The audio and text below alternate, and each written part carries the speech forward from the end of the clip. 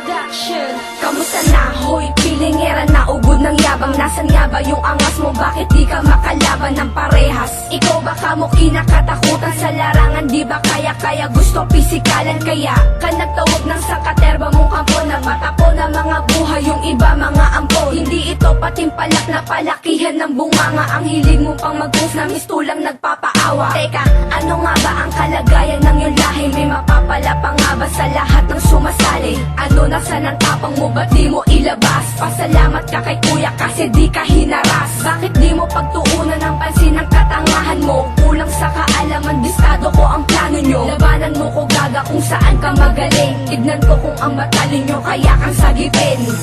Ang pangit ng lahi mo, ang pangit ng lahi mo. Katulad ng askal na aso. Ang pangit ng lahi mo, ang pangit ng lahi mo. Di ka na babagay, umalis ka sa larangan na to. Na di mo kaya sumagot sa aming tira. Sa larangan sintunado, magtatag ka na lang ng gangsta. Anak-anakan mong ginagawa mong utusan. Ganyan ka ba kung magpalakad ng tinatag mong samahan? Kinahihiya ka na ng mga iba mong kalahi. Dahil dyan sa pagkamayabang pangit mong ugali. Kaya paano mo nasabi na ikaw ang idolo? Sa tunog ng muntin lupa wala kang ang titulo. Nakain ang tanim na kailanman di mo pinaghirapan. Masyado kang sakimana ka sa pinagmanahan mo. Tinanggala ng karapatan sa sobrang yabang na magdala ng grupo na di ka naging kabilang. Hilig mo pang mag-status, ikaw ang inape. Natural na kabahan ka na at magkape-kape. Hilig mo ring dalagan yung mga walang laban. Totoong sinasabi ko, di kita para siraan. Ang pangit ng lahi mo, ang pangit ng lahi mo. Katulad ng askal na aso. Ang pangit ng lahi mo, ang pangit ng lahi mo.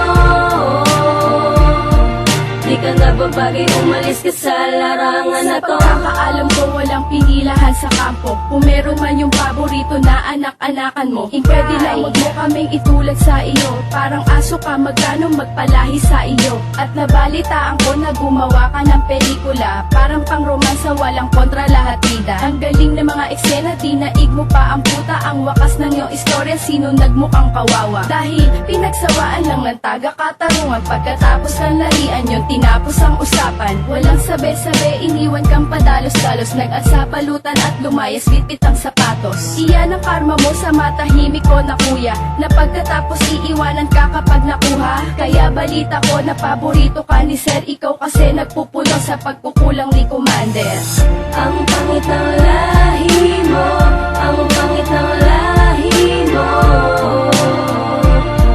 Katulad ng askal na aso. Ang pangit ng lahi mo, ang pangit ng lahi mo. Di ka na babagay, umalis ka sa larangan na to.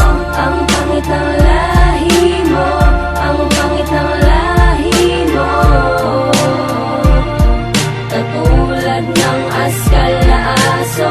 Ang pangit ng lahi mo, ang pangit ng lahi mo. Di ka na babagay, umalis ka sa larangan na to. Tara, shot. Taka na ba to? Uy, pare! Si ano? Sino? Yung sexy, yun. Tara, layan natin. Tara. Nasarap niya ang tol. Putang inang yan.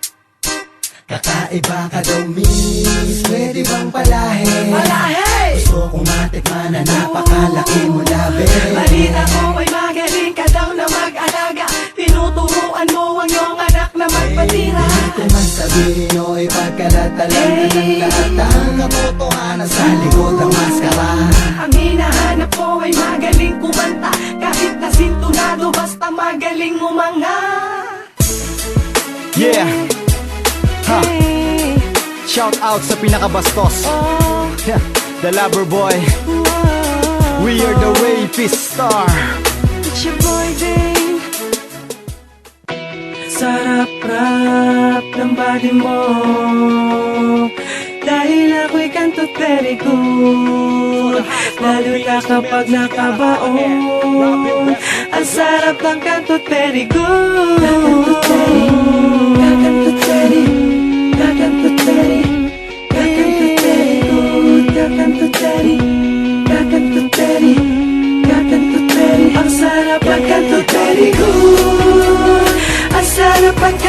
very good. Lalo na pag natikman mo to.